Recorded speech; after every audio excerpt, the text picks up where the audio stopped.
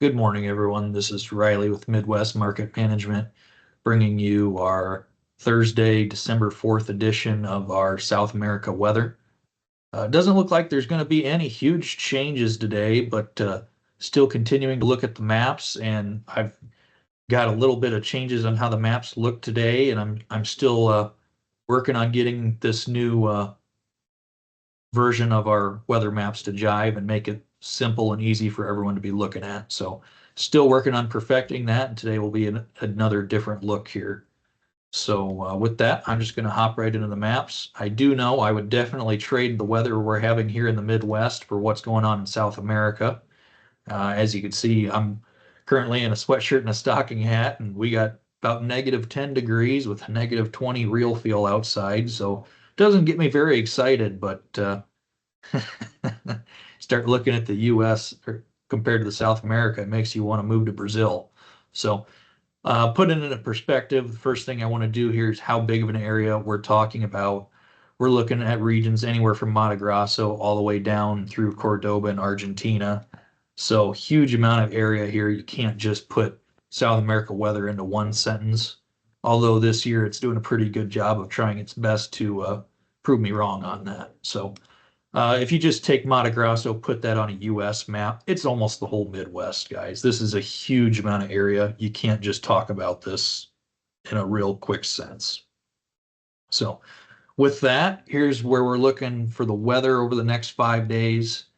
As you can see, I've just pretty much outlined the area we're trying to look at for weather, for the temperatures, and this is the look for the day that will be there for all maps. So nothing's really changed in the 1 to 5 day compared to Tuesday. Northern Argentina, Paraguay, and some areas of southern Brazil have some temperatures in the 90s. Everywhere else is in the 80s right now, and for corn and beans, you couldn't ask for more ideal weather than that. So overall, right now, not any big changes being shown in the next 1 to 5. The 6 to 10 actually shows temperatures getting even a little cooler.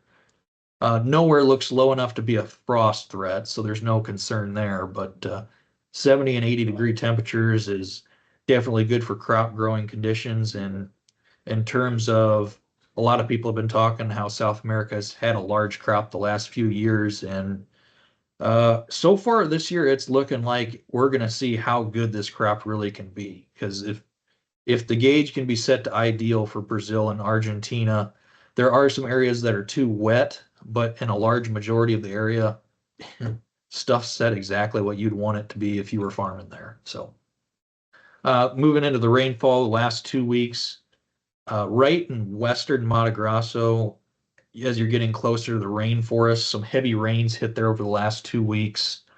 For the most part, other than that, some areas in the north, these are a lot of areas that are expanding acres in recent years.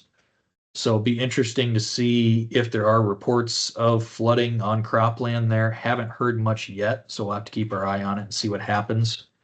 But other than that, uh, northern Argentina, southern Brazil, the areas that needed a break from the rain relatively got one, looking at 6, 7, 8 tenths over the last 2 weeks. That's not a major concern, especially when they're having 80 to low 90 degree heat to help dry stuff out as well. So definitely not any concerns again on the rainfall.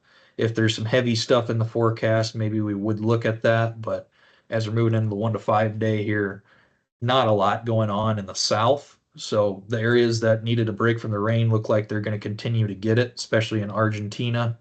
The one area that's starting to be a little concerning is Mato Grosso, Goiás, Tocantins, up here in the regions where there's a lot of Safrinha corn that gets planted up there. And it's getting to the point it's on the too much rain side of things. And we're within the month where harvest is going to start on the earliest planted bean crops. And if all this rain continues, there might not be a window for early safrinha corn to get planted as they're waiting for the ground to dry out. So if heavier rains like this continue, it could be a storyline to see if not as many safrinha crop corn acres get planted. But for right now, we just got to sit and watch and see what happens. So moving in the 6 to 10 day, this is where we're seeing more heavier rains come back in the forecast for almost all of Brazil. The boundary line between countries is almost the rain cutoff. As we're looking at Argentina, a lot of stuff in the some areas getting an inch, but a lot of stuff just a few tenths as compared to central southern Brazil. Some areas in that 3 to 4 inch range. We'll have to see if this becomes an issue. They have been dry enough that I don't expect to hear any flooding reports, but still in the southern Brazil, northern Argentina area, they are still on the wetter side. So it's something we need to look at seriously. But in terms of a national yield perspective and how the market responds to what's going on here, too much rain does not make the market really care that much. We saw it here this year in the US, never had a summer rally because we just continued to get rains. Right now in South America, it's proving the point of there's not much going on right now to spark a bull rally. So markets have not been very focused on South America weather, and I really don't expect that trend to change much. So that's all I have today. Going forward, looking to get the maps more dialed in and set to something that we can be looking at the same style every week. So hopefully within the next week or two, I can get that set exactly how I want it. But we're heading into the last half of or last month of the year already as we're sitting here on December 4th, guys. So getting to a very, very critical time in South America weather. So stay tuned. And with that, that has been South America weather from national yield perspective. This is Riley with Midwest Market Management, and I will see you next Tuesday. This material has been prepared by a sales or trading employee or agent of Midwest Market Management and is or is in the nature of a solicitation. This material is not a research report prepared by of Midwest Market Management Research Department.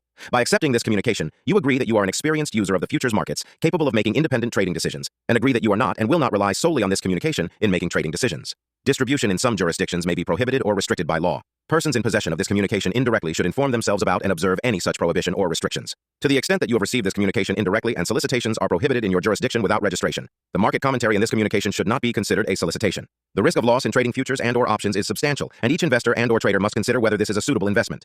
Past performance, whether actual or indicated by simulated historical tests of strategies, is not indicative of future results. Trading advice is based on information taken from trades and statistical services and other sources that of Midwest Market Management believes are reliable. We do not guarantee that such information is accurate or complete, and it should not be relied upon as such. Trading advice reflects our good faith judgment at a specific time and is subject to change without notice. There is no guarantee that the advice we give will result in profitable trades.